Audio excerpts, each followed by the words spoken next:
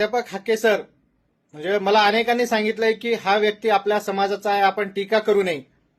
पण आपणही आपल्या व्यक्ती जर चुकत असेल तर निश्चितपणे आपला व्यक्ती आहे का कोण आहे हे बघितलं नाही पाहिजे आणि बोललंच पाहिजे.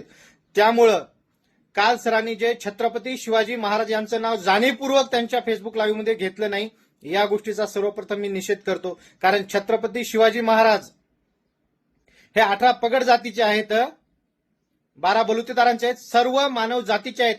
आजही छत्रपती शिवाजी महाराजांमुळे या महाराष्ट्रातील नव्हे तर या भारत देशातील आपल्या दारातली तुळस, गोठ्यातली गाय आणि घरातली आपली माता माऊली ही छत्रपती शिवाजी महाराजांमुळे आजही सुरक्षित आहे.